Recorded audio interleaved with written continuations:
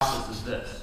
When you can't tell whether the doctor in the doorway has arrived to kill you or to cure you, you'll know that socialized medicine has brought the culture of death to your house.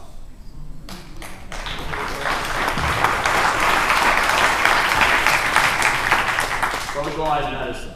If you look on the internet, you'll find that some people say, oh, we don't like that term because we can't define it. Well, there's a lot of things that are very important in our lives that we can't define. Love, hate, evil. We know what they are when we see them, but they can be very difficult to define.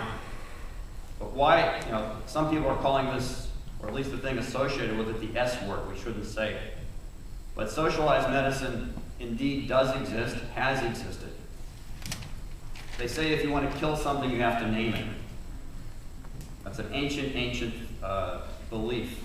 That's why some ancient peoples would not let their names be known. So we have to know a little bit about where this came from.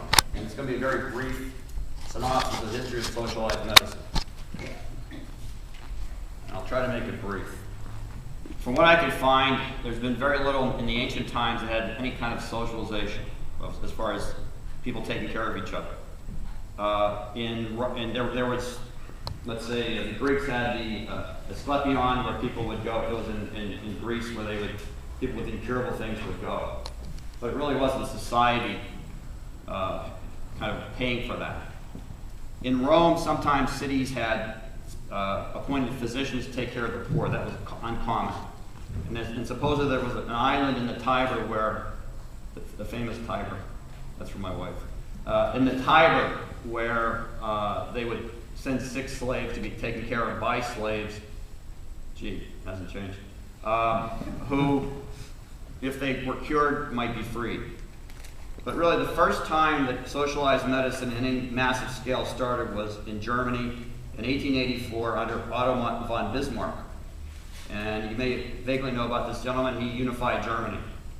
And it was after the Franco-Prussian War, which occurred in the 1870s. And essentially, he, or whoever his advisors were, decided that they should offer a compulsory national health insurance system to the German people. It failed, by the way. But very interestingly, and this is an English translation of what he said the reason he was doing this for. At that point, some early socialism, communism was starting, and I guess he was concerned about this. And he said, quote unquote, nationalistic socialism to end international socialism. And gee, some way along the way, nationalistic became national socialism later on. That was in 1884.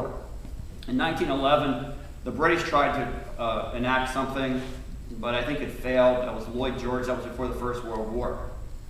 After the First World War, the Soviet Union, of course, had socialized medicine in the 1920s. We all know about that.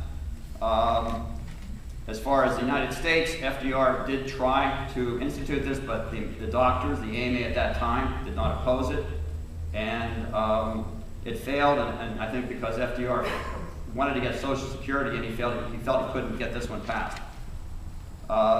Something did occur in the United States, which I think helped foster the problem we have right now. That was in 1942, and that was called the Stabilization Act. Does anyone know what that is?